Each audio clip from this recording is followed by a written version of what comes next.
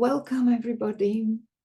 I am so happy and so excited that you're joining me for this event, which I created with so much inspiration. When I was receiving all your subscriptions, I was moved to tears. My heart was overflowing with gratitude to see so many people from all over the world striving for spiritual nourishment. I was happy because I so tangibly felt that we all already speak the same language, the language of our souls, who brought us together in this unique global conference. It is not a coincidence that you are here. By coming from so many different countries and different cultures, by bringing your unique gifts, you are co-creating the unique blueprint of this event. Thank you for being here. With this summit, I am bringing forth the awareness that individual healing of humanity, and healing of the earth come when we align with our eternal essence, our soul.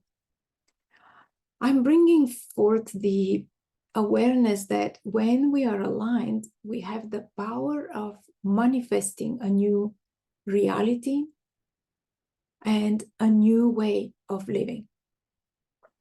During our upbringing, it hasn't been accentuated enough, even at all, that we have a soul, a light in our hearts, which has a large perspective on life, and which is the true guide of our life. Because of that, we have lived separated from our true selves for so long that we lost the connection. We have moved through life only led by our logical, strategizing, and planning mind, identifying ourselves with our achievements.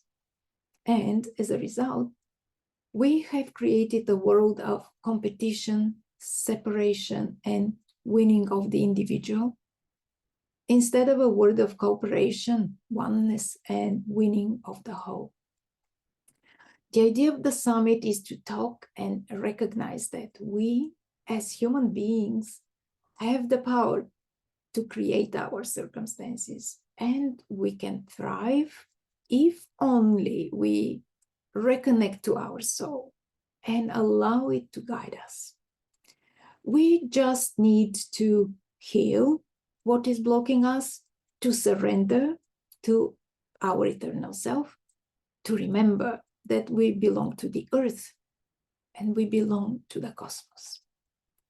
If we choose to remember this oneness, if we choose to connect again, we can contribute uniquely to building an entirely new future for the earth. And this can be done in our lifetime because we together have the power to do it. Let me share with you what led me up to this moment to create the summit. I will start from the point in time when I was not able to physically finish my working day. I had a prestigious job and I was passionate about my work, but 2 years ago, I got sick with migraine and vertigo that I had to take some days off. And these days turned into weeks, then into months. I realized that these were symptoms of burnout. The recovery was very slow. I had a real reason to be off work. However, I was feeling guilty for not returning to work. And this guilty feeling was slowing my recovery even more. During all these months, I realized that I had lost my passion for work, and for the first time in my life. My work related to helping cancer patients has lost its meaning. And don't understand me wrongly. Medicine is great because you learn a lot about the body, how organs and cells function in physiological and pathological conditions, all biochemical reactions happening simultaneously in the body. You realize that our body is the most sophisticated creation on the planet, an autonomously working cell technology. However, the conventional medicine paradigm of treating symptoms wasn't attractive to me anymore. There was more, there was something beyond the visible that I needed to discover, the root cause.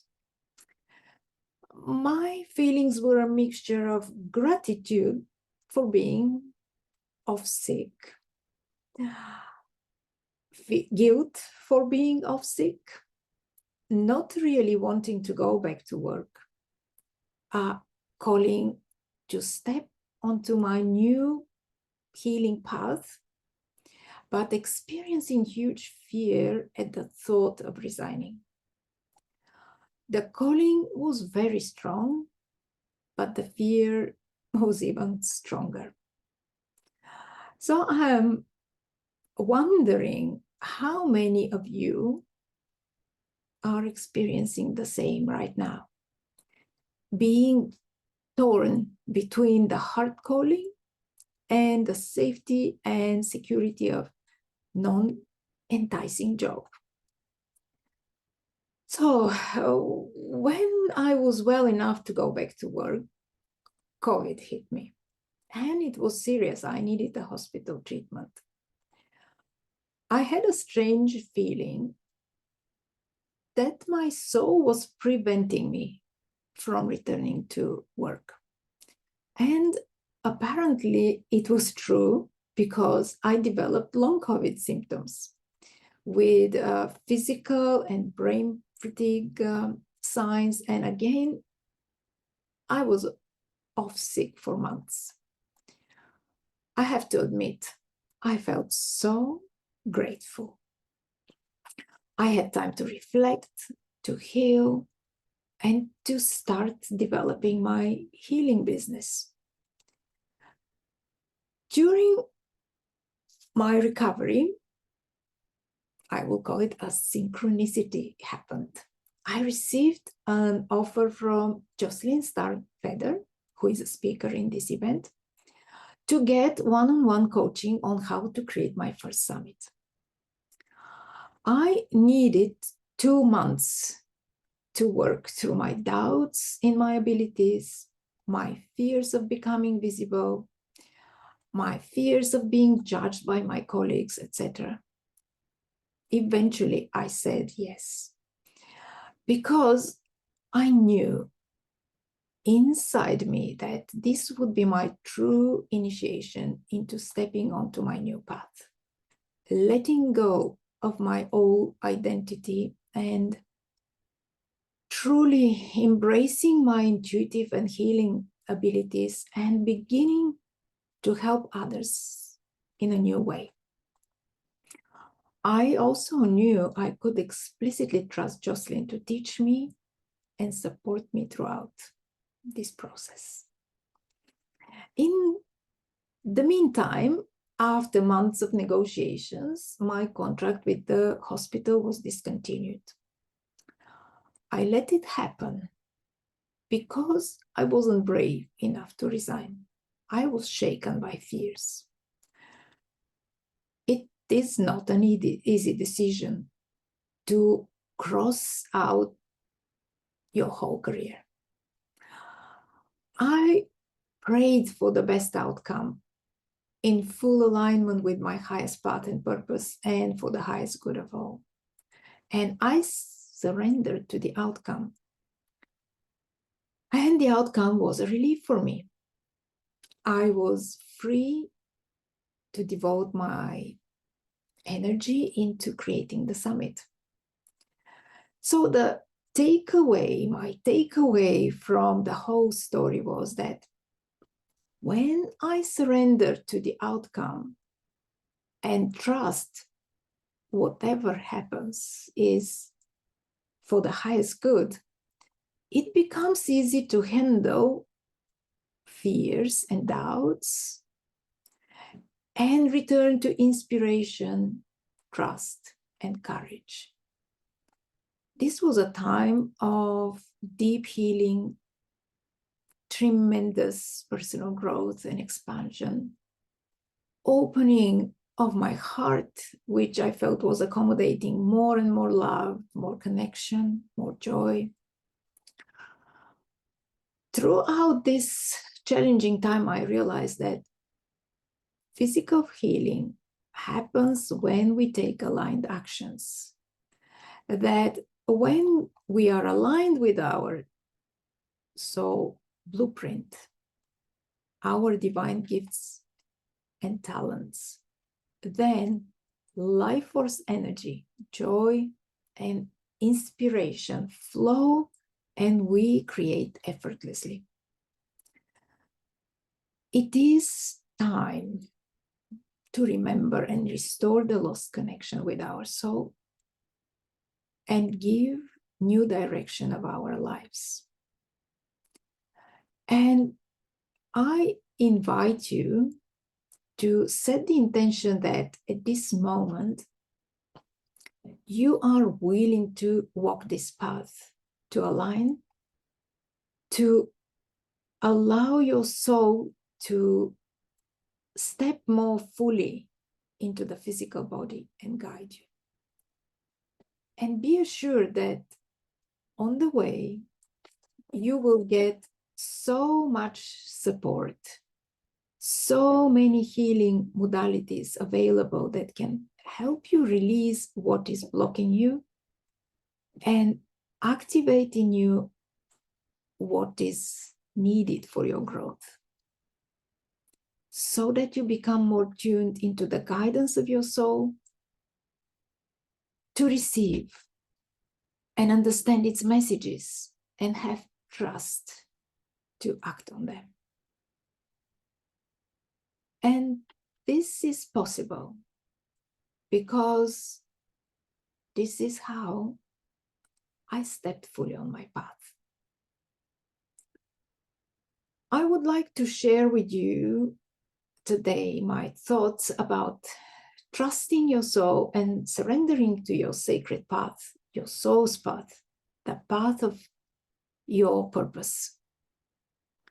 So let's talk how we weave our path, how we make the choices through which we create our life circumstances.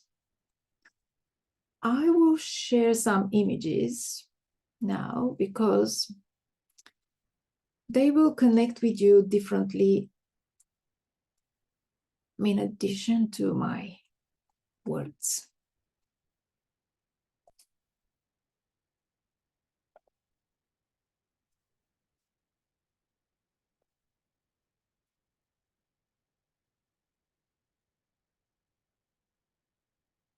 So imagine you're having a beautiful, enjoyable walk in the woods, and you arrive at the fork in the path. On the left side, there is a large pathway promising you an easy walk. On the right side, there is a narrow and meandering pathway. You can't see where it leads to exactly because it disappears from your sight shortly after the beginning. Which one do you take? And let's say you choose the left one. Shortly after, you come across a really big tree trunk fallen over the pathway and obstructing it fully.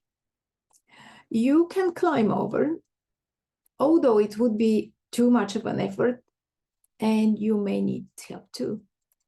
At that point, you make the choice to go back to the fork in the path and take the narrow pathway.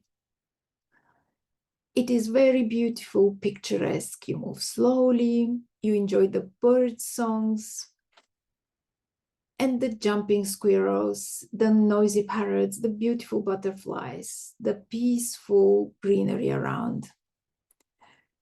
You are surprised soon because after 2-3 turns on the narrow pathway, you turn up on the other side of the fallen tree trunk. You end up at a point where the two paths merge into one, but you didn't know that from your point of view at the fork. So let's apply this metaphor to life. At the fork point, you are at a choice. Financial analyst or a belly dancer career. Staying in my town or moving to a big city. Marry John, who has a promising future, or Matt, who is fun and I have fun and laughter with him, but he may be not so reliable. Eventually, you make your choice. And sometimes other people in your life may help you with the decision. We have advisors on the way, you know that. At this point, it seems this is the right choice for you. Your mind is telling you that this is the right choice. After some time, it appears that you have taken the left path, the seemingly easy one. You have come to the tree trunk point though. And the trunk is your challenge. And unlike a walk in the woods, there is no way that you can go back to the fork and take the narrow and beautiful and picturesque pathway. So you are facing a challenge in your life. It may be a disease, serious disease that you need surgery for or chemotherapy for. Maybe a loss of a loved one, maybe a loss of your job. Life with John is an endless struggle. Financial analyst career is draining you. You feel miserable, but it is a well-paid job. You think you have to stay. You need the money for your family, and so on and so on. How many choices have you made in your life that have ended up in having an unpleasant, undesirable result? How many times your vision about the result when you made the choice was much more promising and brighter than the real result in itself? We all make such choices. And let's clarify it here first. There is no right or wrong choice. Everything is an experience that assists our growth.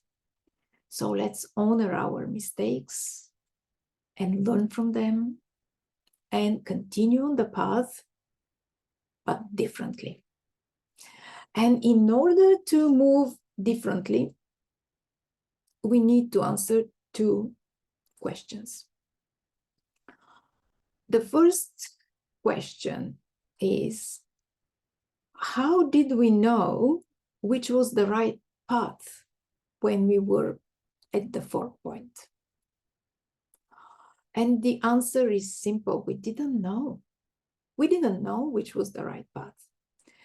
We didn't know what was driving us to choose the left one. And we didn't know what was preventing us to choose the right, more peaceful and pleasant one. So if you look back,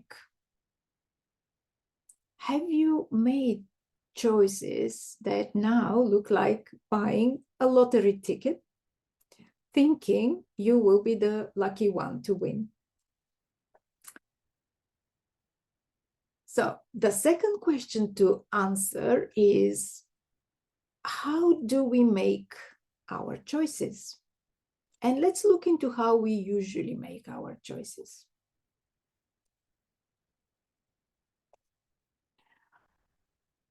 So, number one way we use to make a choice in our lives is a mind-based choice. This is the overwater part of the iceberg. Choices made by our strategizing mind and based on our logical thinking, just because this is how we have been taught to focus on our intellect, to find answers and solutions for everything, considering all pros and cons. From the examples I gave you, the reality is showing you that at the fork point, you have taken a path which you wouldn't have taken if you were to go back in time. Retrospectively, you know, this wasn't the right decision. You should have chosen differently. And this happens because the mind has a narrow perspective.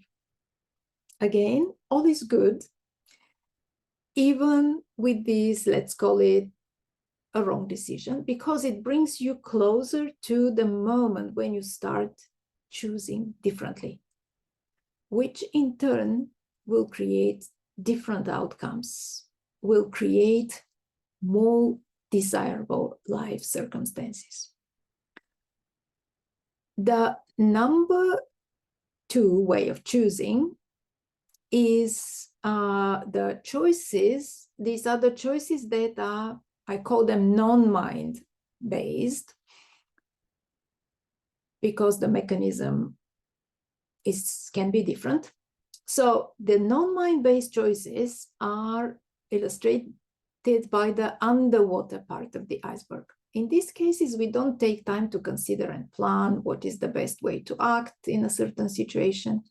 Instead, we make a choice that seems random. And there are two variants here.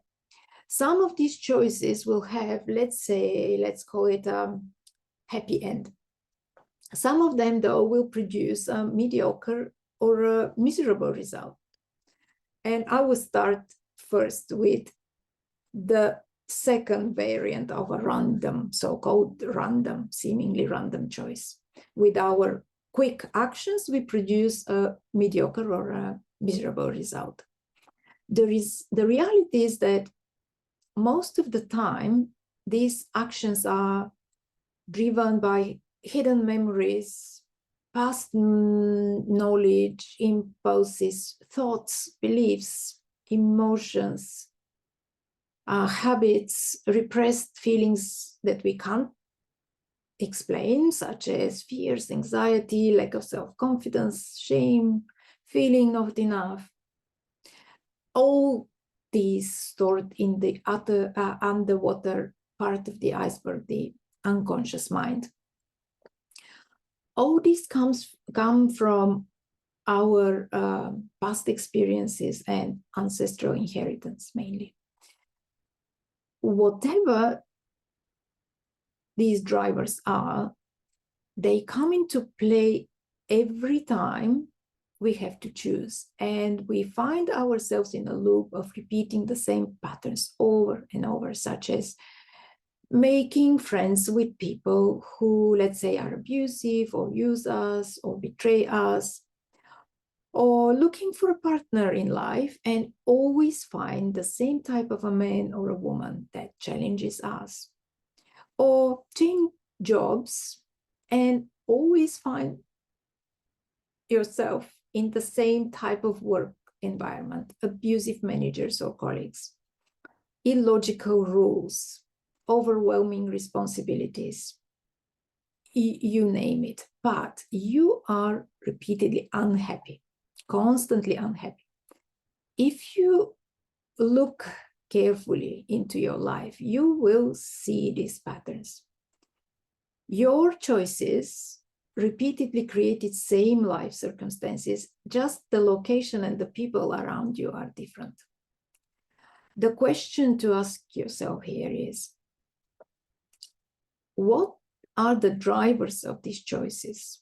What is inside me that makes me repeat same choices over and over, and I seem to go in a circle? And how to stop moving in a circle? How to stop moving in a circle? How? So unlike this unhappy random choices, the other random variant of making a choice has a happy end. And this is how I chose my medical career. At my school years, I was passionate about maths. So passionate that I thought this was the only subject that I'd love to study. The logical thinking was telling me, though, that I didn't want to become a teacher in maths or an engineer.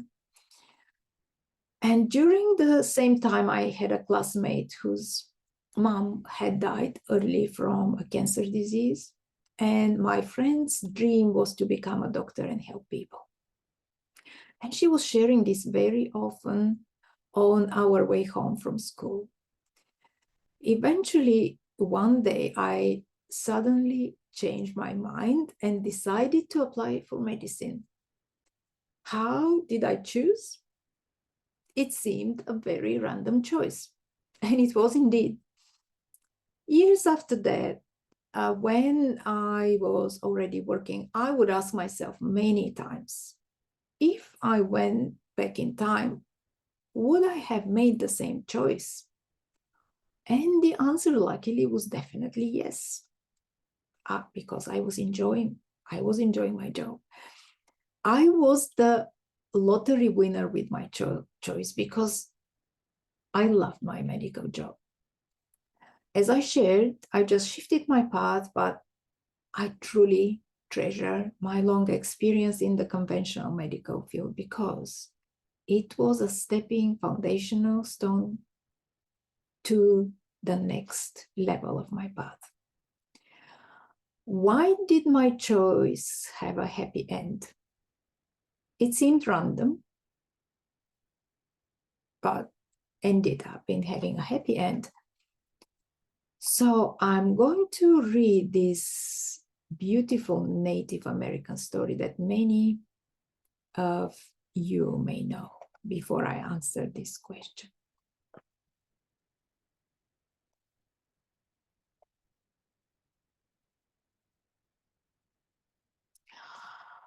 The Creator gathered all of creation together and said, I want to hide something from the humans until they are ready for it.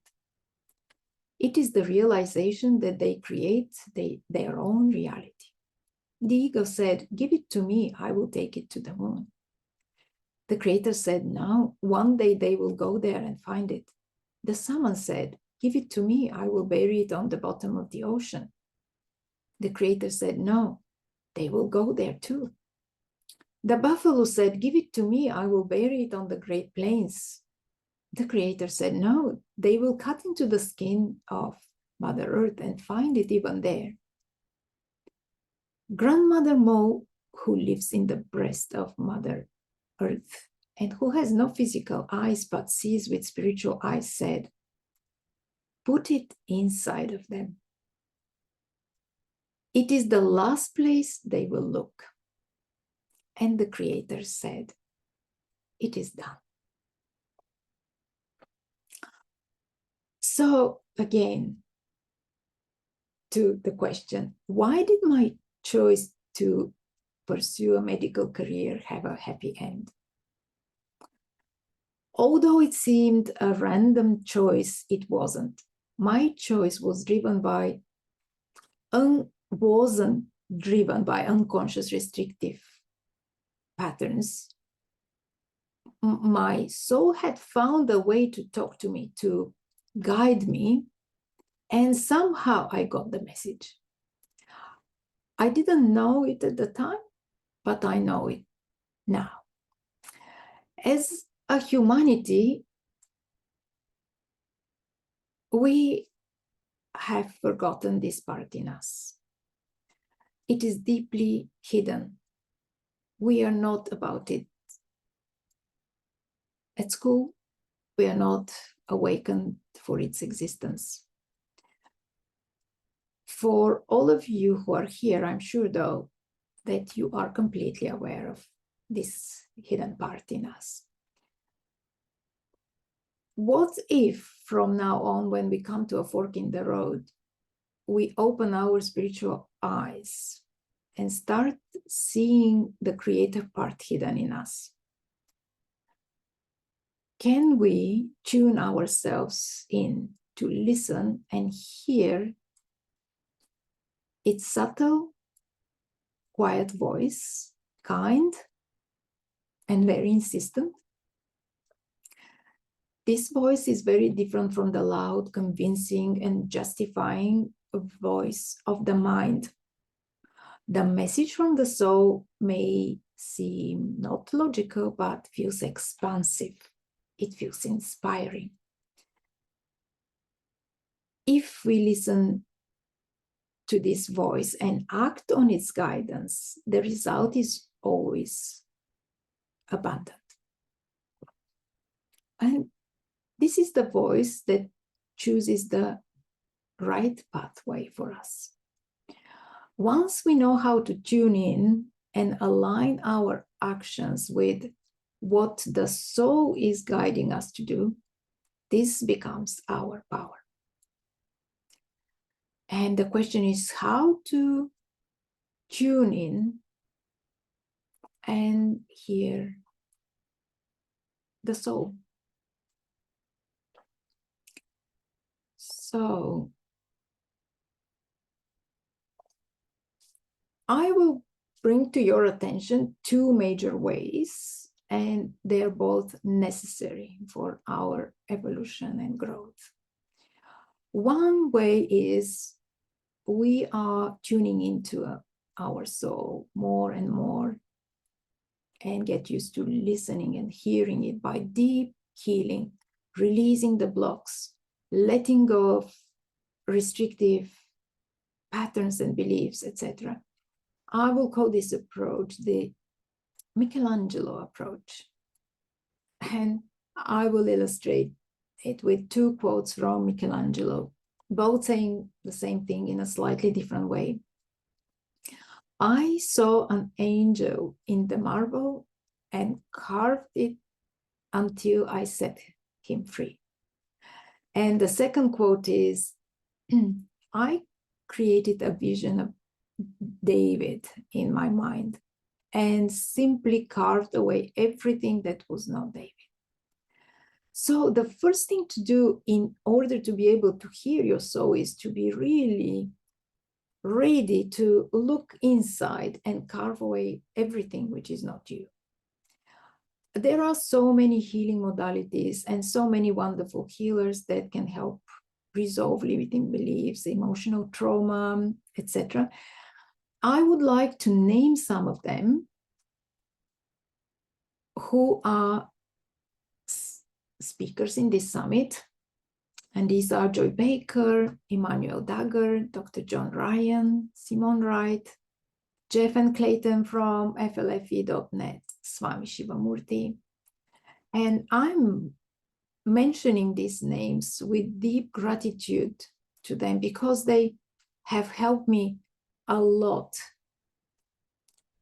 on my path, and especially for the last 2 years with their healings, teachings, and insightful guidance. I'm sure you may have also been in a process of letting go and healing. So what are the parts of your life that are challenging right now? And how you can shine light on those aspects in order to find your true and deep power? This is the question. So there is another way of tuning into the soul, and this is cultivating our relationship to our higher self, cultivating our heart connection. HeartMath Institute have done an incredible research on the electromagnetic field of the heart, the power of the heart. We are connecting with one another through these fields, and we are affecting one another through these fields. We know that. And the ancient Egyptians also honored the heart. In the mummification process, they left only the heart in the body, believing that it was the center of the person's being and intelligence. So let's remember this ancient wisdom and connect with the heart. Let me stop sharing. So let's consciously start choosing thoughts and emotions which feel expansive, joyous, full of inspiration, and start to connect energetically with one another in an expansive, uplifting way. As a result, synchronicities will flow. And this is how we recognize that we have heard the voice of the soul. And we start trusting it. And let's not wait. We can speed up the process and give instructions to our soul.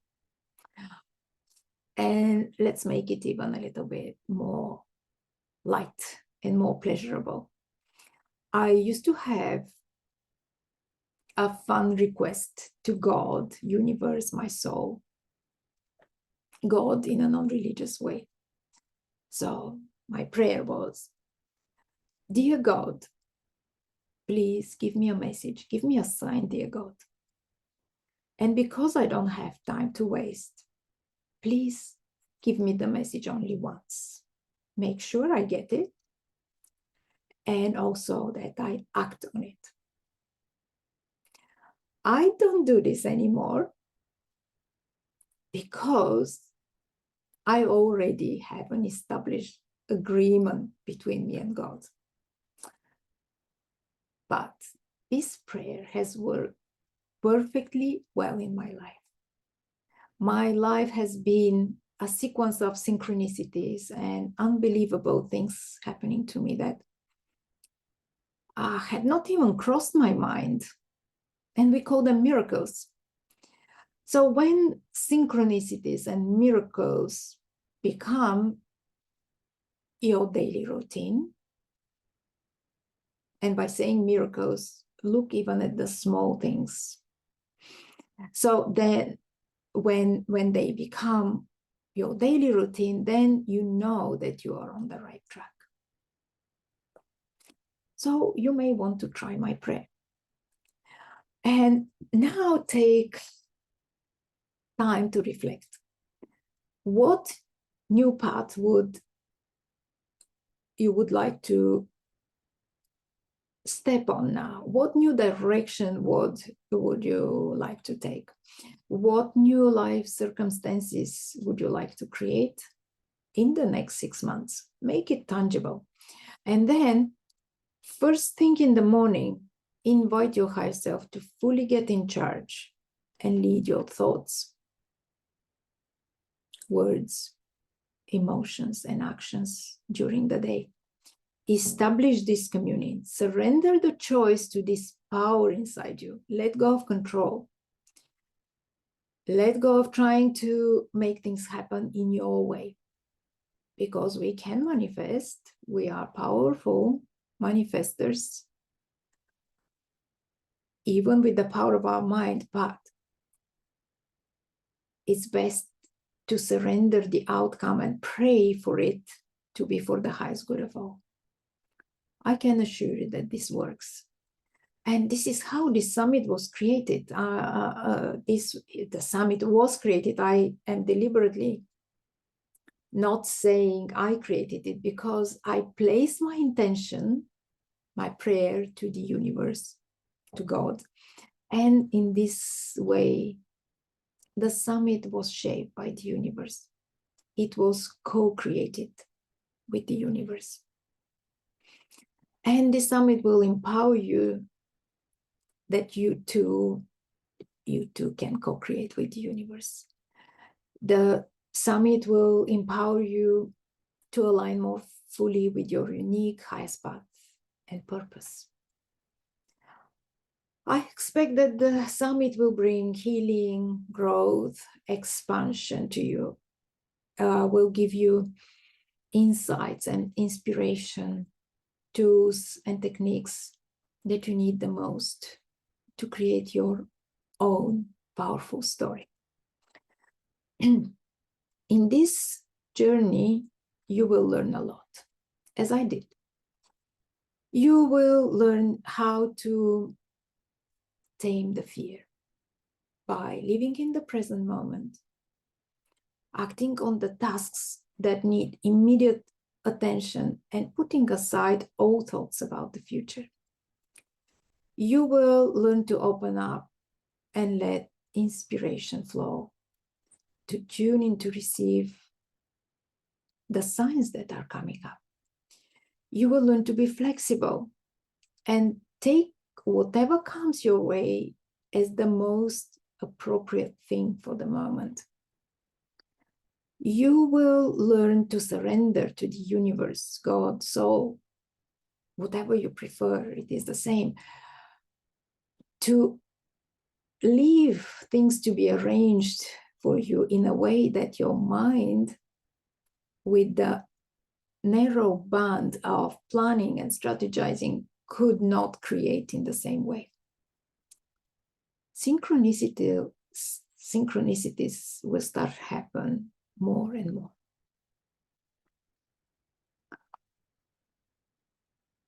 So,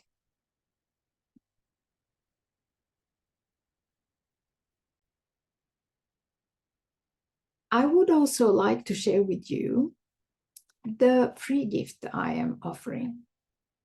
Scroll down just below where you're watching this interview, and I invite you to join me for a free webinar, Learning from the Magic of Fairy Tales. Choose and create your own alternate reality. It is about how fairy tales are teaching us in metaphors that becoming and being happily ever after goes through the path of meeting the shadow and moving through it and coming out on the other side, powerful and being able to create magic in our own lives. The webinar is live on February 22nd. So if it resonates with you, make sure you put the date and time and the Zoom link on your calendar. And I can't wait to see you there.